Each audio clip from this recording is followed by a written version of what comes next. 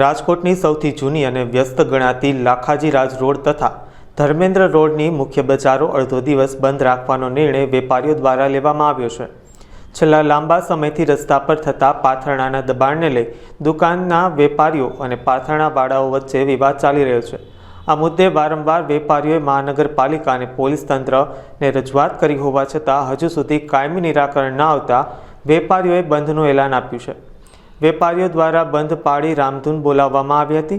વેપારીઓનું કહેવું છે કે મુખ્ય માર્ગો પર પાથરણાના વધતા દબાણને કારણે ગ્રાહકોની અવરજવર ખોરવાઈ રહી છે તેમજ દુકાનદારોને વ્યાપારમાં ભારે મુશ્કેલી પડી રહી છે।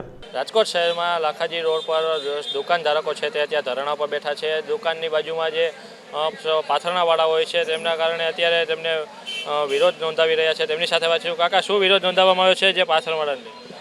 મારું નામ મહેશભાઈ મહેતા છે, લાખાજી રોડનો પ્રેસિડેન્ટ છું। પાથરણાવાળાનો ત્રાસ એટલો બધો વધી ગયો છે કે વેપારીઓ પોતે ધંધો નથી કરી શકતા।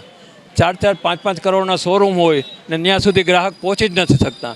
ને રવિવારે અમે બધાને આમંત્રણ આપીએ છીએ કે એકવાર અમારા રોડની મુલાકાત લ્યો, હાલીને પણ તમે નીકળી ન શકો, એટલું બધું નિસંસ વધી જાય છે।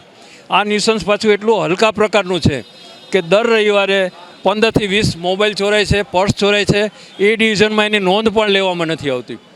પણ તંત્ર આ હકીકતે અમારે ફરિયાદ કરવાની જ ન હોય, તંત્રએ પોતે જોવાનું હોય, પણ તંત્ર એની જવાબદારી ખંખેરી નાખે છે કે ગમે તે સાંઠગાંઠ હોય કાંઈ એનો નિવેડો આવતો નથી। આની પહેલાં પણ અનેક વખત રજૂઆત કરેલ છે છતાં નિવેડો આવતો નથી। લાસ્ટ ટાઈમ કમિશનરશ્રીએ એવું કીધેલું કે હવે તમારે અમારી પાસે નહીં આવવું પડે, આ તમને ખાતરી આપું છું ને અમે એનો બંદોબસ્ત કરશું। એની ખાતરી ખાલી 5 દિવસ રહી, 6થા દિવસથી પાછી પોઝિશન હતી એ નહીં થઈ ગઈ। કેટલી વખત તમે રજૂઆત કરી છે? અનેક અગાઉ પણ એકવાર આ રીતના બનાવ સામે આવ્યો હતો, શું કે? અનેક વખત રજૂઆત કરી છે। આની પહેલાં અમે જે રીતે આવી રીતે કાર્યક્રમ કરવાના હતા ત્યારે કમિશનરે અમને રૂબરૂ બોલાવ્યા હતા કે તમે આવો કાર્યક્રમ ન કરો, બંધ ન પાડો, અમે તમને ખાતરી આપીએ છીએ, તમને બંદોબસ્ત આપશું। તેથી અમે બંધ મોકૂફ રાખ્યું હતું, પણ આજે અમે કોઈનું માયના નથી ને અમે બંધ રાખ્યું જ છે ને આજે જો રિઝલ્ટ નહીં આવે તો હવે પછી 1 અઠવાડિયાનો બંધ આપવાના છીએ અમે। કમિશનરને આવેદનપત્ર પાઠવવામાં આવ્યું છે કે કેમ? અત્યાર સુધી કમિશનરને આવેદનપત્ર પ્રમુખને, સેક્રેટરીની સહીથી આપતા હતા। આજે વખતે 500 વેપારીઓની મોબાઈલ નંબર સહિતની સહી લઈને આવેદનપત્ર આપવાના છે ને દરેક વેપારી એનો વિરોધ કરે છે। શું નામ તમારું? મૌલિકસિંહ વાડેલ, લાખાજી રાજ રોડ વેપારી સંગઠન પ્રમુખ। તમે આજે ધરણા પર બેઠા છો, શું કારણ છે? કારણ એક જ છે, રાજકોટ મહાનગરપાલિકાની અંદર 4 કમિશનર બદલાઈ ચૂક્યા છે, 5મા કમિશનર શ્રી આવ્યા છે। અમારું એક જ કારણ છે, એક જ મુદ્દો છે કે જે રેકડીઓ અને જે ફેરિયાઓ છે એનું ન્યુસન્સ, એક જ મુદ્દો છે। એ મુદ્દો પ્રશાસન કેમ હલ નથી કરી શકતું એની અમને ખબર નથી, પરંતુ આ વસ્તુ એવી પણ નથી કે જે કાયમી ઉકેલાનો ન આવે। વેપારીઓએ વારંવાર રજૂઆત કરી છે, સ્થાનિક કોર્પોરેટરશ્રીઓને સાથે રાખ્યા છે, ધારાસભ્યશ્રીઓને સાથે રાખ્યા છે, પણ ક્યારેય ખાલી ઠાલા આશ્વાસન સિવાય કાંઈ મળ્યું નથી। 5-15 દિવસ આ વસ્તુમાં કોઈ પણ એક્શન લેવાય છે પછી તો જે કહેવાય કે ફરિયાદી જે છે એ જ ગુનેગાર, એ રીતે વેપારીઓના માલ જપ્ત થાય છે, વેપારીઓને ખોટી રીતે હેરાન કરવામાં આવે છે। એટલે આવનારા દિવસોમાં પણ જો આ વસ્તુનો સોલ્યુશન નહીં આવે તો વેપારી અચોક્કસ મુદ્દત સુધી બંધ પાડી અને એના ધંધા રોજગાર બંધ કરી દેશે। Hitesh Anargadh, Rajkot wholesale textile merchant એસોસિએશનનો પ્રેસિડેન્ટ છું। જી, આજે આપણે ધરણા પર બેઠા છો, શું કહેશો? છેલ્લા ઘણા વખતથી લાખાજી રાજ રોડને પાથરણાવાળાઓએ અને ફેરિયાવાળાઓએ બાનમાં લીધો છે। આ વસ્તુના વિરોધમાં લાખાજી રાજ રોડના તમામ વેપારીઓ 1 વાગ્યા સુધી પોતાના ધંધા રોજગાર બંધ રાખી અને સાંગણવા ચોક ખાતે ધરણા પ્રદર્શન કરી રહ્યા છે। વારંવાર તમારા બે વચ્ચે ઝઘડા થતા હોય છે, અગાઉ પણ આવું બન્યું છે, તો શું કહેશો એને લઈને? જે બેસવાવાળા છે એ તો ઘણા બધા માથાભારે તત્વો પણ છે આમાં, અને એ લોકો ઝઘડા કરી અને રોડ ઉપર બેસી જાય છે અને દુકાનના પ્રવેશ દ્વારા અવરોધ કરે છે। એવું પણ કહેવામાં આવ્યું છે કે વેપારીઓ પાથરણાવાળા પાસેથી ભાડું લે ત્યારે વેપારીઓ કાંઈ નથી કહેતા, પણ હવે જો ભાડું ન દે તો વેપારીઓ ધરણા પર ઉતરે છે, શું કહેશો? ના, એ વાત તદ્દન ખોટી છે, એ વાતમાં કોઈ તથ્ય નથી। ઓકે, તો આગળ શું કાર્યવાહી? અમારો કોઈ જો આમાં ઉકેલ નહીં આવે તો અમે સીએમ અને ડેપ્યુટી સીએમ સુધી રજૂઆત કરશું। આની પહેલાં પણ તમે ફરિયાદ કરેલી છે, કાંઈ સોલ્યુશન નથી આવ્યું, વિરોધ કરશો એ વાત સાચી છે, પરંતુ વિરોધ કરવાથી તમને જે નુકસાન થશે, તમારી દુકાન બંધ રહેશે, તમારું વેપાર નહીં થાય, તમને જે નુકસાન થશે તો તમને સરકારને શું કહેવા માંગો? આમ પણ નુકસાન તો થાય જ છે. વેપારીઓ નુકસાન અત્યારે કરી જ રહ્યા છે.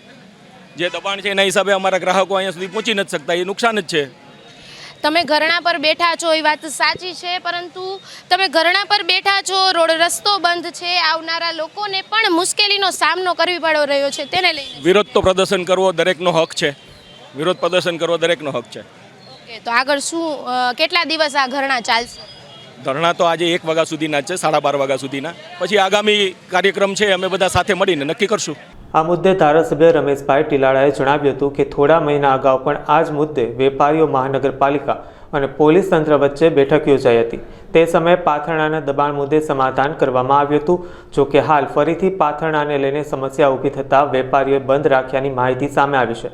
વેપારીઓને અન્યાય ન થાય અને પ્રશ્નનો કાયમી ઉકેલ આવે તે માટે પોલીસ અને મહાનગરપાલિકાના અધિકારીઓ તથા દબાણ શાખા ફરી બેઠક યોજી યોગ્ય રસ્તો કાઢશે. હા, મારી પાસે ત્યાંના એસોસિએશનના લોકો આવ્યા હતા. અમે આની પહેલા પણ કમિશનરશ્રીને રજૂઆત કરી હતી અને કમિશનરશ્રીએ અમને ખૂબ સહકાર આપ્યો હતો અને આખું સુખદ સમાધાન કરી અને એ જે કંઈ વેપારી છે એને ન્યાય મળે એવા અમે પ્રયત્ન કર્યા હતા અને એમાં અમને સારી સફળતા મળી હતી. મારી જાણમાં આજે પણ કંઈક આ લોકોએ બંધનું આયોજન કર્યું છે એવું આવ્યું છે અને હવે અમે એમનો સંપર્ક કરી અને એને જે મુશ્કેલી હશે એમાં સાથે રહી અને અમે એને મદદ કરશું અને સુખદ સમાધાન આવે એવા અમે પ્રયત્ન. એનો પ્રશ્ન એની દુકાનની આગળના ભાગમાં પાથરણાવાળા બેસી જાય છે અને આ પાથરણાવાળા થોડી કંઈ એમને કંઈ અન્યાય કરતા હશે એવી મારી જાણમાં આવ્યું છે. એટલે અમે જે કંઈ હશે એમાં સાથે રહીને મદદ કરશું. અમે આજે અમારી જે આ વાત ધ્યાન ઉપર આવી છે એના અનુસંધાને અમે પોલીસ કમિશનર અને ડીસીપી ટ્રાફિક સાથે અને મ્યુનિસિપલ કમિશનરના દબાણ શાખા સાથે જોઈન્ટ મીટિંગ કરી અને આને જે કાંઈ સુખદ સારી રીતે કોઈને મુશ્કેલી ન પડે અને બધાને સારી રીતે સચવાઈ જાય એવા અમારા પ્રયત્ન રહેશે અને અમને આશા છે કે આ સારી રીતે અમે પાર કરી શકીએ. આના માટે અમે અગાઉ કમિશનર સાથે મીટિંગ કરી હતી અને કમિશનરશ્રીએ અમને પોઝિટિવ આપ્યો હતો રિસ્પોન્સ. ત્યારે અમે એક પ્લોટ પણ નક્કી કર્યો હતો, પણ એ પ્લોટની સાઈઝ આ લોકોનું એમ કહેવાનું હતું કે નાનો પડે છે. એટલે હવે અમે વધારે બીજો નવો પ્લોટ ગોતી અને એમાં અમે પ્રયત્ન કરશું.